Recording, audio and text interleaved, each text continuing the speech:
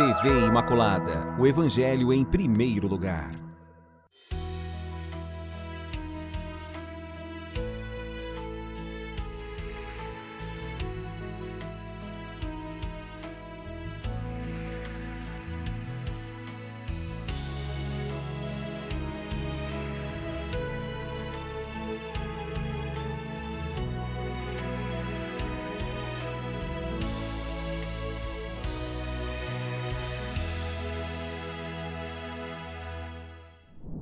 Olá, queridos amigos, nossa página da Bíblia no ar, no mesmo dia, no mesmo horário, só espero que seja um público bem maior, porque nós estamos aqui lutando para que mais pessoas conheçam os valores desta página sagrada. Conto aqui hoje com a presença dos nossos mestres, Padre Carlos, a quem agradeço imensamente. Amélia, a quem também agradeço, nossa querida professora e mestra. É muito bom estar aqui. Sempre viajando, levando o programa para longe, levando os seus ensinamentos para longe, levando o CEBI para longe também, né? Isso é muito bom. É isso aí. E nós esperamos que também você leve para longe tudo aquilo que você tem aprendido aqui, porque eu estou me deliciando, estou descobrindo números como algo que eu nunca pensei que fosse gostar, né? E de repente estou encontrando valores enormes. Estamos hoje iniciando o capítulo 19. Capítulo 19 vai falar das cinzas da novilha vermelha. Eu vou ler esse trecho que vai do versículo 1 até o versículo 10. E vai dizer: E Yahvé falou a Moisés e a Arão, disse-lhes: Eis um estatuto da lei que Yahvé prescreve. Fala aos israelitas que tragam a ti uma novilha vermelha, sem defeito e perfeita, e que não tenha ainda sido submetida ao jugo. Entregá-la-eis a Eleazar, o sacerdote. Será levada para fora do acampamento e será imolada diante dele. Depois o sacerdote Eleazar tomará com o seu dedo um pouco do sangue da vítima e com esse sangue fará 7 aspersões na direção da entrada da tenda da reunião. Queimar-se-á, então, a novilha na sua presença. O couro, a carne, o sangue e os excrementos serão queimados. O sacerdote tomará em seguida madeira de cedro, hisopo e escarlate e cochonilha e os lançará no fogo, onde arde a novilha. Lavará então as suas vestes e banhará o seu corpo com água. Depois disso entrará no acampamento, mas ficará ainda impuro até a tarde. Igualmente, aquele que queimou a novilha lavará as suas vestes, banhará o seu corpo com água e ficará impuro até a tarde. Um homem em estado de pureza recolherá as cinzas da novilha e as depositará fora do acampamento em lugar puro. Ali permanecerão para uso ritual das comunidades dos israelitas, para fazerem a água lustral. É um sacrifício pelo pecado. Aquele que tiver recolhido as cinzas da novilha lavará suas vestes e ficará impuro até a tarde. Vou parar por aqui. E eu quero então pedir à professora Amélia, professora, para aquele que está chegando agora, que começou a ver nosso programa hoje, você poderia fazer um preâmbulo para que a gente entenda o que está se passando? Então, esse capítulo 19, ele começa falando, se no programa passado a gente falava de dízimo, de quem era, como era, ele começa falando do que é puro e do que é impuro. Tá. Né? Para revelar a santidade de Deus. Para Deus só pode ser aquilo que é puro. Isso. Quando você pega o livro de Levítico, que nós já vimos também, vai ter vários capítulos que vão falar a questão da pureza. Né? Quem pode entrar no santuário, quem não pode. É muito forte a questão da mulher, a mulher menstrua, então a mulher menstruada, ela fica, enquanto durar a menstruação, ela fica impura, mais 7 dias ela se purifica, né? Quando a mulher também está grávida, quando ela tem um bebê, se ela tiver um menino, ela vai ficar impura 40 dias, aí a gente dá para ligar, que a gente fala que a dia da gente dura 40 dias, né? Tá. Se for uma menina, são 80 dias impuro, vai falar tudo que é puro, tudo. E quem diz se está puro ou impuro vai ser o sacerdote. Em Levítico ele vai vários capítulos dizendo para a gente como proceder na questão da impureza. Aqui o 19 também ele vai falar um pouco também na questão da purificação do estado toda impureza. Tudo que for impuro, como é que se purifica? Lembrando que impuro não é pecado, é só uma impureza. Então, é a pureza e impureza ritual, de participar ou não do culto, em vista, como foi falado já pela professora, a pureza do próprio Deus. Então, não é uma questão moral. Não. Então, o meio ritual para você conseguir, então, seria um rito, né? E fala com uma água lustral, quer dizer, preparada segundo uma forma. Tem uma forma de preparar a água. E quando a gente vai pensar nisso, a gente sabe que, na realidade, é um rito que já vinha dos povos de uma origem pagã. Então, foi pegado várias coisas assim, que é de origem pagã e foi trazida com um novo sentido, né? Então, e sobre a vigilância, a direção aqui no caso do sacerdote. O sacerdote, então, que vai fazer esse rito com essa água para que fique purificada. Mas o mais importante, o primeiro plano que quer dizer aqui nesse capítulo é a santidade de Deus. Para Deus que é puro, para Deus que vai falar santíssimo, né? Com o profeta Isaías, Deus é santo, santo, santo, né? Então, para esse Deus que é santo, tudo tem que ser puro também. E não é uma condenação, então não é um pecado que a pessoa fez que ficou impura, né? Mas aconteceu alguma coisa, uma alternativa, então precisa fazer um rito para que ela que possa se ficar pura. Porque quando você está impuro, você fica excluído da comunidade, né? Porque se você está impuro, você contagia a assembleia toda. Então precisa que essa questão do rito, então. Aí aqui falava muito a questão da vaca vermelha, né? Ou parda, parece, né? E a gente percebe que para os judeus não tentam explicar como é que é, né? Só vai falar como é que tem que ser. Quando você pega Levítico, nós vamos estudar depois Deuteronômio, vai ter vários rituais também, né? Como que você faz isso. Não tem nada a ver com o sacrifício da vaca também. Porque fala assim, o sacerdote vai pegar alguns ramos de cedro e sopo e vai jogar no fogo escarlate, que é um vermelho forte, né? Depois o sacerdote diz que ele tem que lavar suas vestes, porque ele mexeu com a questão da morte e voltará ao acampamento. Mas ele vai ficar impuro até a tarde.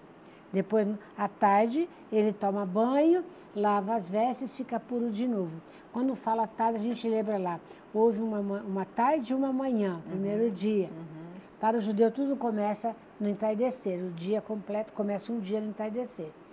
Tá muito ligado lá na questão da criação do mundo também, né?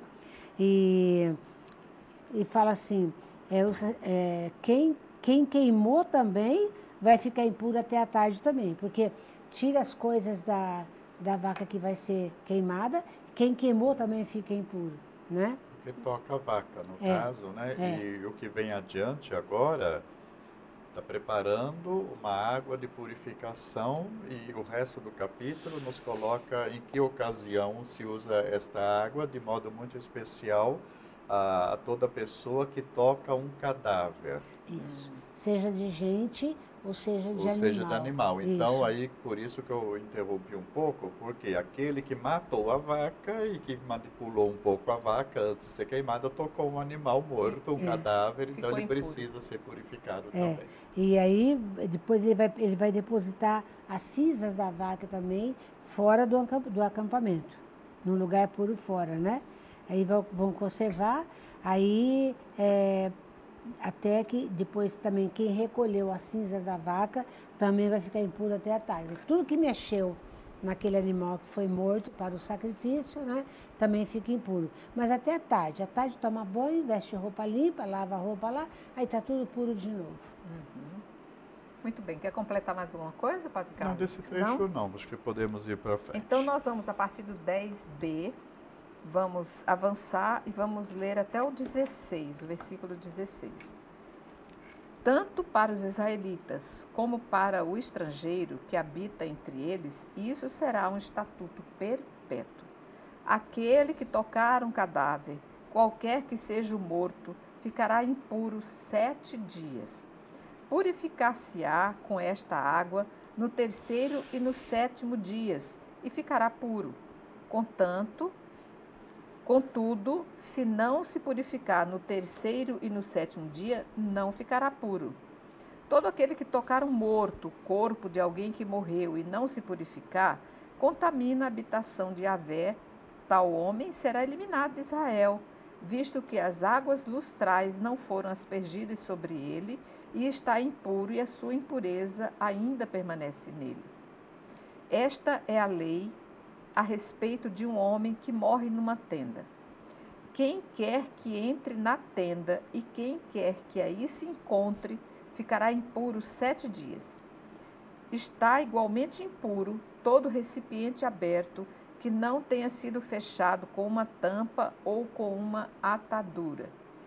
Todo aquele que tocar em campo aberto um homem assassinado, um cadáver, uma ossada humana ou um túmulo, ficará impuro 7 dias. Não sei se tem a ver, padre, mas me veio outra figuração na cabeça. Eu acho engraçado quando as pessoas levam águas para serem aspergidas, serem abençoadas. O cuidado que tem de abrir a tampa da garrafa. Meu pai, como se o poder de Deus não pudesse entrar atravessar ali por a tampa, né? Outro dia me perguntaram isso na paróquia, se É? precisava abrir. Quer dizer, foi o contrário, a pessoa deixou lá na mesinha, já tirada a tampa, eu falei, pode fechar. Pode fechar. Não tem problema, mas é costume só, né? Não, Que as até porque pessoas têm, aqui- aprendem dessa maneira. Não, e vem coisa, você vê que aqui fala da tampa. Aquele objeto que estava aberto no lugar onde morreu alguém se Ficou- tornou impuro porque estava. Porque estava Se aberto. tivesse fechado. Você vê que engraçado?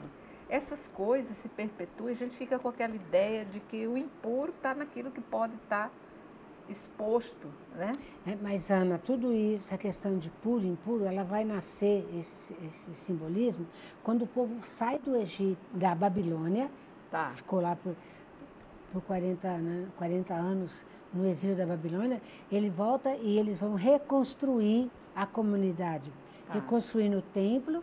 Então, o projeto é assim, para o povo de Deus tem que ter um templo, que é o lugar de adoração a Deus. Também, quem é povo de Deus? Raça pura, no caso, os judeus que não se misturaram com raça nenhuma. Tá. Né? E lei. A lei que era 10 passa a ser 613. Criaram mais 603 leis. Então, como é raça pura, também tudo tem que ser puro, porque Deus é puríssimo, santíssimo. Tá. Então, isso a gente tem que entender, lendo esses textos, que a gente já falava, todo o Pentateuco, como a gente tem na Bíblia hoje, ele é completo quando nasce o judaísmo, lá no ano 440 antes de Jesus. Então, é na volta do exílio da Babilônia que vai reconstruir a comunidade. Mas eu falo essas coisas, mas eu acho muito bonito o conceito que se coloca do Santíssimo, da sacralidade, daquilo que é, acima de tudo, Deus, o onipotente.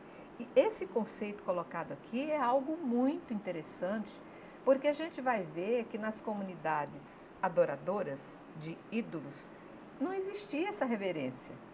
O ídolo era um ídolo, que se tinha ali uma imagem, aquele já traz para diferenciar aquele que é o único Deus, é digno de todo louvor e de toda reverência. Isso é algo que eu acho que fica muito bonito nesse momento da caminhada do povo no deserto, quando se criam todas essas leis. Mas posso avançar? Podemos? Ou o senhor quer colocar, padre? Então, aqui eu gostaria ainda de colocar que essa questão de tocar um cadáver, né, já aparece antes no nosso livro e também no livro de Levítico, sempre nesse intuito de manter a pureza do acampamento todo, porque o acampamento está Deus, né, presente lá no centro. Então nós temos em Levítico 22:2, falando dos sacerdotes, a quem eles podiam, a qual cadáver ele podia tocar ou não, que seria apenas pai ou mãe ou uma filha solteira. Depois nós temos, já no livro do Números, vimos em 5:2 e também em 9:6-10, onde vai falar, né, de ter que sair do acampamento e que aquele que por acaso estiver impuro por ter tocado um cadáver no momento da celebração da Páscoa, se foi concedido o direito de celebrar a Páscoa um mês depois, porque, né, não podia comer a Páscoa na impureza. E aí depois é outra coisa que é interessante ainda a respeito dessa impureza em relação a tocar algum tipo de cadáver, é que isso só aparece também nas legislações do povo de Deus depois do exílio da Babilônia. Lá no início, antes do exílio, não existe ser contaminado por impureza por tocar em um cadáver. Então, muito provavelmente, já seria um costume do próprio povo babilônico, inclusive esse rito anterior que fala da novilha vermelha, né, que vai preparar essa água que vai ajudar na purificação. Provavelmente eram coisas encontradas lá na Babilônia, em outro povo, que acabaram assimilando também para o povo de Deus. Ok. Seguindo, vamos encerrar então esse capítulo 19, no versículo 17 seguintes. Tornar-se-á para o homem impuro cinza da vítima queimada em pecado, em sacrifício pelo pecado. Derramar-se-á água corrente sobre as cinzas em um vaso. Em seguida, um homem puro tomará hisopo e mergulhará naquela água. Fará aspersão sobre a tenda, sobre todos os vasos, sobre todas as pessoas que ali estiverem, bem como sobre aquele que tocou a ossada, um homem assassinado, um cadáver ou um túmulo. O homem puro fará aspersão sobre o impuro, no terceiro e no sétimo dia, e no sétimo dia estará livre de seu pecado. O homem impuro lavará suas vestes, banhar-se-á com água, e à tarde estará puro. Contudo, um homem impuro que deixar de se purificar dessa maneira será eliminado da comunidade, porque contaminaria o santuário de Yahvé. As águas lustrais não foram aspergidas sobre ele. Está, pois, impuro. Isto será para eles um estatuto perpétuo. Aquele que fizer a aspersão das águas lustrais lavará suas vestes, e aquele que tocou essas águas ficará impuro até a tarde.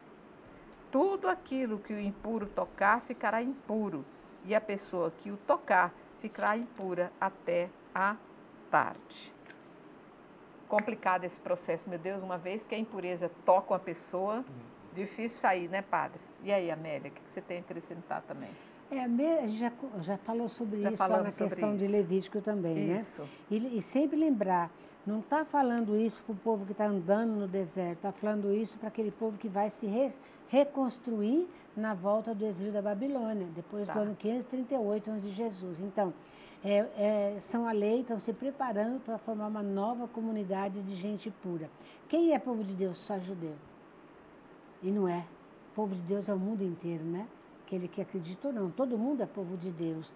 Mas para aquele grupo que volta, chamado Projeto Oficial, quem vai ser povo de Deus só judeu. Então, para ser Deus é santo e o povo tem que ser santo como Deus é santo. Aí vem esse monte de leis e de normas, né, criada por eles, a questão do puro e do impuro. Se o judeu se misturou com outro povo que não seja judeu, com outra raça, não pode permanecer. Só pode habitar Jerusalém quem for judeu. Aí entra os animais, entra rito, entra tudo, né? Na questão. E é sempre assim, tomará banho à tarde, ficará puro novamente, né? Lavar roupa à tarde. E sempre assim. E quem vai dizer que ele é puro ou não é o sacerdote, né? Mas a vez de fiscalizar, de né? fiscalizar. Ele que fala, o fiscal. Por exemplo, se ele olhou, isso está no Levítico, se você tem caspa, então você está impuro. Se tua casa está preta porque choveu muito, criou coisa, a casa está impura. Sim, então aí todo mundo que mora na casa também está impuro. São leis criadas. E temos algumas passagens dos evangelhos, de modo muito especial, em que, vamos colocar, por exemplo, né, Jesus que toca um leproso, ou então a mulher hemorroíça que toca Jesus, mesmo ele sem saber. Diante dessa lei, Jesus teria contraído a impureza. Mas aí o Evangelho justamente mostra o contrário. Jesus é tão poderoso, tão santo, né, que a pureza é a cura que atinge a pessoa e não a impureza que atinge a Jesus. Ao contrário, né? Diferente dessa mentalidade. A mulher que unge ele também com perfume, né? Isso, lava os pés, etc. Tudo, então, porque todo pecador é impuro A mulher é sempre impura, complicado isso. demais, né? O homem já é diferente um pouco, por causa da sociedade patriarcal, endocêntrica, né? Agora, mas tem um jeito de se purificar, mas quem decide se está impuro ou puro é o sacerdote, porque ele é que toma conta do sagrado. Jesus ele toca o leproso, como a gente falou, mas logo em seguida diz, vai se apresentar ao sacerdote e oferecer a oferenda, recordando Ele essas não vai contra a lei, ele legislações fala, aqui. porque o sacerdote vai saber quem te purificou, não foi ele, fui eu. Interessante é que Nossa Senhora vai ser chamada puríssima, né? Puríssimo. É aquela que vem para... Concebida sem o pecado Isso, original. é aquela que vem se resgatar toda essa mentalidade Mas- judaica, Mas quando ela tem arcaica. Jesus também, ela tem que passar pelas águas para Respeita poder a entrar. lei. Respeita a lei. Isso no ritual, né? É. Mas eu digo assim, perante Deus, ele vai pouco a pouco nos ensinando que a pureza de Maria superou todas essas exigências, né? Sim. Ela Porque- respeita, mas Sim. a igreja Ela coloca. cumpre, ela cumpre as exigências da a lei. E o imaculada, né? A que nunca teve Exatamente. impureza. E o próprio Isso é Jesus reconhecido também, por nós. quando o Padre Carlos fala de Jesus toca no leproso, ele fica a presença ao sacerdote. Quem que tinha que curar o leproso? O sacerdote. Se ele é poderoso? Não, mas quem cura? É Jesus. Quem restitui a visão? É Jesus. Quem para o sangue da hemorroísa? É Jesus.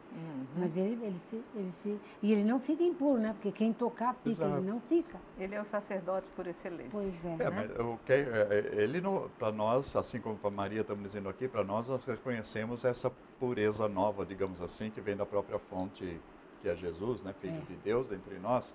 Mas todos aqueles que estavam ao seu redor como judeus o viam como impuro nessas ocasiões, né? Isso. Então também Jesus às vezes ficava de saia justa por causa da Até lei. porque a mentalidade também precisa ser curada. Exato. Há uma mentalidade que veio sendo arrastada, que precisa ser agora modificada, pouco Sim. a pouco resgatada. É uma cura também que tem que acontecer em toda a Exato. comunidade, né? É o que faz o Evangelho, nos coloca uma outra visão diferente, porque Deus age diferente Exatamente. conosco através de Jesus, já não é como era no Antigo Testamento, apesar das semelhanças que existem.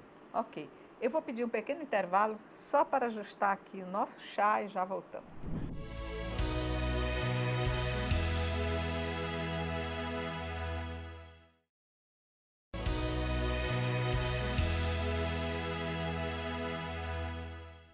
Ok, nós já voltamos. Vamos começar um novo capítulo, capítulo 20. Eu quero que você abra aí a sua Bíblia. Uma nova história, o povo de Deus continua andando, continua entendendo, continua cumprindo as exigências e nós aqui vamos seguir também. Os israelitas, toda a comunidade, chegaram no primeiro mês ao deserto de Sim. O povo permaneceu em Cádiz. Ali morreu Maria e ali foi sepultada. Não havia água para a comunidade. Amotinaram-se então contra Moisés e Arão. E o povo contendia contra Moisés. Oxalá tivéssemos perecido, diziam. Como pereceram nossos irmãos diante de Yahvé? Porque conduzistes a assembléia de Yahvé a este deserto para que morrermos, nós e os nossos animais? Por que nos fizeste subir do Egito para nos conduzir a este terrível lugar? É lugar impróprio para semeadura, sem figueiras, nem vinhas, nem romãzeiras e até mesmo sem água para beber. Moisés e Arão deixaram a assembleia e vieram à entrada da tenda da reunião. Prostraram-se com a face em terra e apareceu-lhes a glória de Yahvé. Yahvé falou a Moisés e disse: Toma a vara e reúne a comunidade, tu e teu irmão Arão. Em seguida, e sob os olhos deles, dize a este rochedo que dê as suas águas.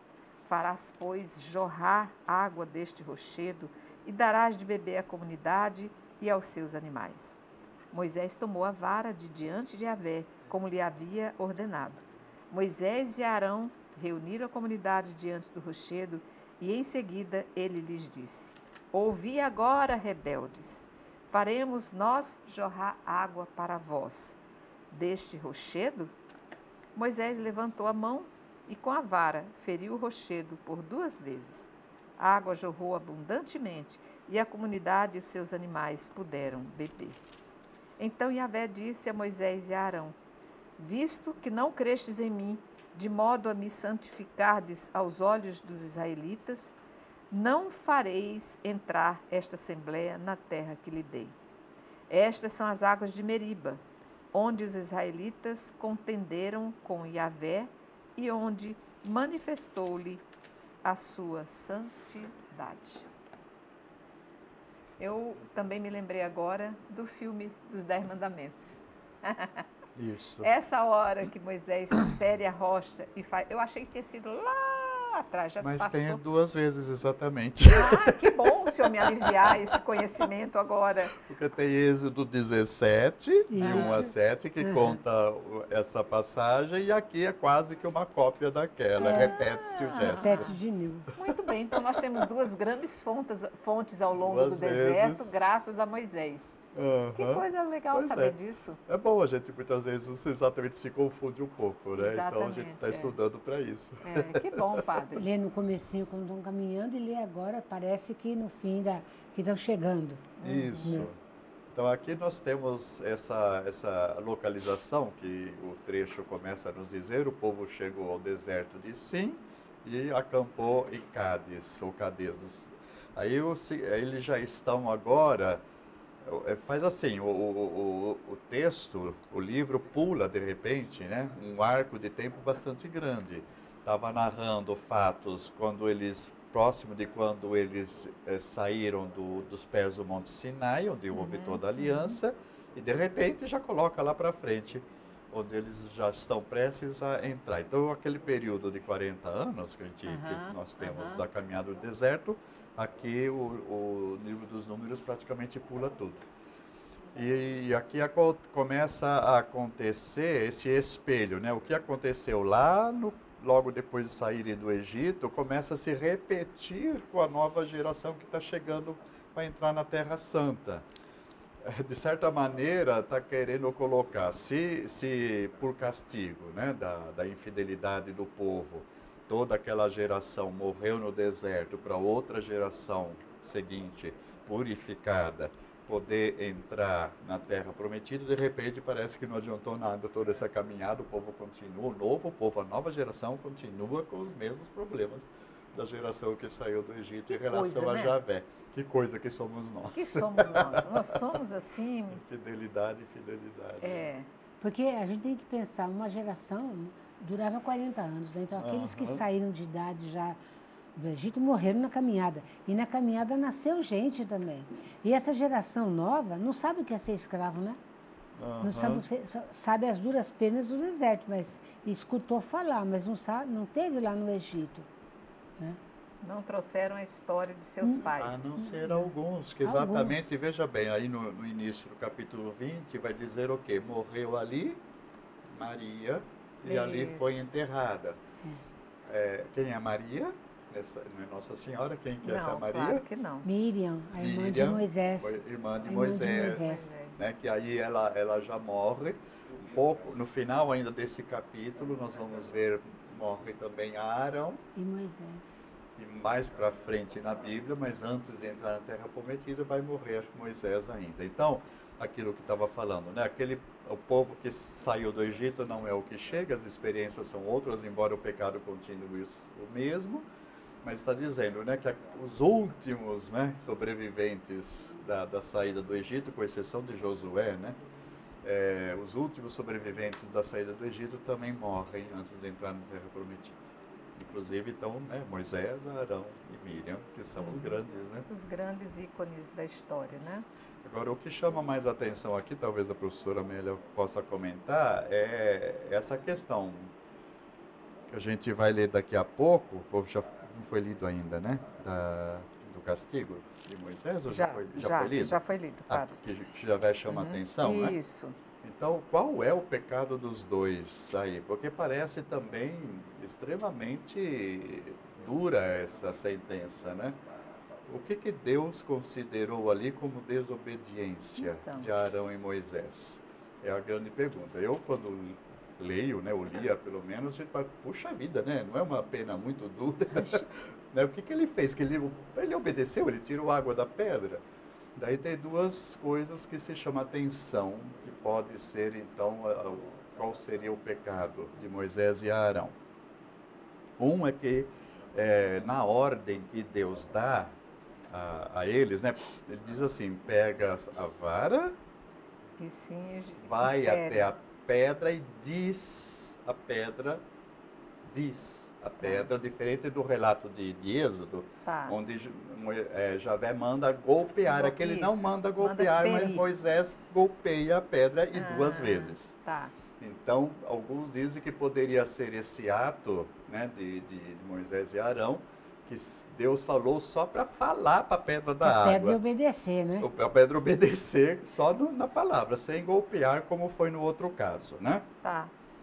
Mas talvez seja mais justificado outra coisa que aparece aqui,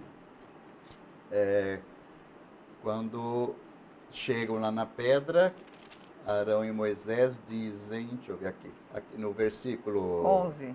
10º, no versículo 10. 10º diz assim, Pois. escutai rebeldes, credes que podemos tirar para vós água dessa pedra? Veja bem que não fala se credes que Deus o fará. Ele se colocou Nós como podemos fazer o isso. agente do milagre. Entende? Como se fosse o poder Uma soberba. dele, e Uma não de soberba. Javé. Então pode ser que seja aí o principal pecado, que eles se colocam como o poder próprio Tá. e não de Deus que está ali, né, agindo por meio deles. Faz sentido, Faz padre. sentido, né? Faz sentido. Mas que Deus é esse? Mais uma vez, é o pecado com um castigo duro, né? Muito bem, vamos seguir a partir do versículo 14. Moisés enviou de Cádiz mensageiros ao rei de Edom. Assim fala teu irmão Israel. Tu mesmo sabes quantas tribulações nos tem advindo. Nossos pais desceram ao Egito, onde habitamos por muito tempo. Os egípcios, contudo, nos maltrataram, bem como a nossos pais. Clamamos a Yahvé. Ele ouviu a nossa voz e enviou o anjo que nos tirou do Egito. Eis que agora estamos em Cádiz, cidade que está nos confins do teu território. Queremos, se isto te apraz, atravessar a tua terra. Não atravessaremos os campos nem as vinhas, não beberemos água dos poços. Seguiremos a estrada real, sem nos desviarmos para a direita ou para a esquerda, até que atravessemos o teu território. Respondeu-lhe Edom, não passarás por mim, pois do contrário marcharei armado ao teu encontro. Disseram-lhe os israelitas, seguiremos a estrada batida. Se bebermos da tua água, eu e os meus animais, pagar-te-ei o preço. Basta que me deixes passar a pé. Respondeu Edom, não passarás. E Edom marchou ao seu encontro, com muita gente e grande força. Tendo assim Edom recusado a Israel a passagem pelo seu território, desviou-se dele Israel. E aqui já ficou a pergunta, por que Edom não quer favorecer a passagem desse povo? É porque era gente demais, né? Provavelmente. Era muita gente. Você imagina, um povo vem vindo pelo deserto tantos e tantos anos e agora quer passar pela minha terra. Tem gente na terra, né? Não vai passar, né? Não deixa passar. E conforme a tradição fala que esse Edom, ele era irmão de Israel por ser irmãos de Esaú e Jacó. A gente vai lembrar lá no Gênesis, livro de Gênesis também, que vai contar a história dos gêmeos, né? Gênesis 32, 33, que vai contar essa história deles também. Na realidade, eles achavam que podiam passar. Nós vamos passar a pé, deixa a gente beber água, sua água não bebe. Aí eles vão desviar do caminho. A gente vai perceber também que a caminhada do povo não foi assim, para entrar na terra, foi entrando em todo quanto é lugar. Essa terra, que a gente chama de terra prometida, né, terra santa, tinha gente morando, tanto do lado como dentro. Uhum. E vai ser difícil entrar, né? Vai ser difícil. Por isso que vai ser negada a passagem deles para passar lá também. Assim, você vê que eles pedem licença, dizem que não vão estragar nada, diz que vai pagar a água que beber, que era algo preciosíssimo, né? À beira do deserto, mas não tem jeito. Devia ter um Não poço, deixa porque o de único jeito lugar é nenhum. poço, né, nesses lugares. Né? Uhum. Muito bem. Seguindo o 22. Partiram de Cádiz e os israelitas, toda a comunidade, chegaram à montanha de Or. Yahvé falou a Moisés e a Arão na montanha de Or, na fronteira da terra de Edom. Disse-lhes: Arão reunir-se-á aos seus. Não entrará na terra que darei aos israelitas, visto que fostes rebeldes à minha voz nas águas de Meriba. Toma Arão e Eleazar seu filho, e faze-os subir a montanha de Or. Então despirás a Arão das tuas vestes e a porás em Eleazar seu filho, e Arão se reunirá aos seus. É ali que ele deve morrer. Moisés fez o que Yahvé havia ordenado. Diante dos olhos de toda a comunidade, subiram a montanha de Or. Moisés despiu Arão das suas vestes e as vestiu em Eleazar seu filho, e lá morreu Arão, no cume da montanha. E Moisés e Eleazar desceram a montanha. Toda a comunidade viu que Arão havia expirado, e toda a casa de Israel chorou a Arão durante 30 dias. Encerramos o capítulo 20 com uma despedida aqui, né, Padre? De forma assim bem gestual, bem simbólica. Esses corpos vão atravessando, vão ficando sepultados e hoje não se tem notícia de nenhum deles.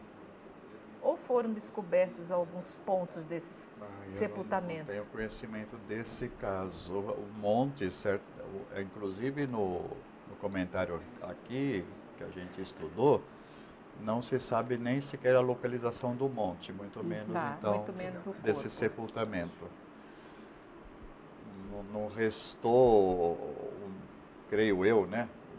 Esse monte deve existir, mas com outro nome. Talvez tenha mudado, né, com que tenha certeza. mudado com os anos, então não se localizou isso. Porque os textos são escritos também muito posterior, né? Sim, sem muito, dúvida. centenas de anos. Então, no caso da arqueologia, desse que você me pergunta, não se tem conhecimento mesmo. Tá. Aí o que chama atenção para mim, mais uma vez, vamos dizer assim, né, diante da ordem de Javé, é cumprida, né? Se fala, né, da passagem da vestimenta do sumo sacerdote, que era Arão, para o seu filho que resta aí. Mas Arão não abre a boca, né? Simplesmente morre sem uma despedida de fato. Ninguém fala nada para ele também, né? Então é um relato assim muito conciso e assim, parece que o ar é pesado, né? Mas não existe uma palavra, enfim, né? A não ser a de Javé mesmo que acontece. Mas depois, né, que relata a morte e o sepultamento, aí dá uma importância dizendo luto de 30 dias, né? Então, aí se valoriza, vamos dizer assim, esse luto devido à importância do sumo sacerdote Arão. Mas é um relato assim que a gente, na sensibilidade minha pelo menos, puxa vida, mano, né? Não abre a boca, não fala nada, não chora antes, só chora depois, né? Então, será que não é para dizer assim, olha, o que fizestes por Deus, reconhecimento e aplauso nenhum? Não sei. Não, mas a comunidade chorou durante 3 dias. Sim, então porque a falta fica, né? Fica. A falta do... Mas eu falo, essas pessoas morrem porque estão velhos demais, né? Foi dura a caminhada pelo deserto. E tem um interesse em dizer que foi castigo de Deus, né? 3 dias, né? 30, eu falei 30. Tem um porquê de dizer que foi castigo de Deus, né? Esse Deus que fala tem que obedecer. Entendeu? E por que então que eles não vão chegar na terra prometida? Porque simplesmente o que o Padre Carlos falava, eles só nem questionaram Deus, estavam questionando o povo, vocês vão ver se eu faço ou não. Em vez de mandar a rocha d'água, deu 2 batidas, né? Na água. Mas é 30 dias, o senhor ficou em dúvida? Eu me enganei, é 3 dias e luto, não, eu falei 30. Mas aqui está 30. Ó, toda a comunidade viu que Arão havia expirado e toda a casa de Israel chorou Arão durante 30 dias. O meu está 3 dias. Essa outra tradução está 3. 3 dias. É questão de tradução aí, não Mas sei chorou. porquê. Chorou. Quer dizer, chorou alguém que era especial para eles também, né? O que mais? Encerramos o capítulo 20. Encerramos. Alguma Então, nós coisa temos mais pra aí gente? mais essa despedida e os próximos capítulos começam já a narrar praticamente a entrada do povo, né? Na Terra Que já Santa. está chegando e chegando ao fim também esse livro, antes de chegarmos mais para frente. Aham. Uma coisa importante é que fala aqui que o autor que escreve, que termina o livro, ele está privilegiando a linhagem de Eleazar, né? Que ele fala assim, tirou a roupa do Arão Aham, e vestiu Eleazar. Então Eleazar passou agora a ser o sacerdote, né? A ser o sacerdote, que vai ser da linhagem de Sadoc. É. Antes de terminar o livro, vamos ter ainda a Balaão, né? É. As bênçãos sobre Israel. Depois ainda vamos ter um recenseamento, mas já estamos adiantados em toda a nossa E aqui não narrativa. falou da morte de Moisés, vai falar depois. Falar Só Moisés. lá na frente. Lá na frente. Aham. Muito bem. Eu quero agradecer imensamente ao Padre Carlos, à professora Amélia, agradecer a todos vocês que nos estão acompanhando. Esse livro dos números, gente, eu achava que eu ia fazer conta de matemática lendo esse livro. Eu falei, agora eu vou virar PhD em numeração, numerologia, alguma coisa desse tipo. Ainda vai voltar o recenseamento lá no fim. No fim. Começou com recenseamento E e vai vai terminar terminar. com recenseamento, né? Mas, de qualquer forma, está sendo uma revelação, eu tenho certeza que para você também. E justamente porque esses livros nos engrandecem, esses livros se revelam tão bem para nós, que eu quero convidá-lo a estar conosco no nosso próximo programa, sempre contando com a sua audiência e com a orientação e o acompanhamento de nossos mestres, que não nos deixam pensar errado. Sempre que a gente pensa errado, eles colocam a gente no pensamento certo. Então, quero agradecer a todos mais uma vez e dizer que sempre na TV Imaculada você vai encontrar algo de muito bom para a sua vida. Portanto, salve Maria Imaculada. Salve Maria Imaculada.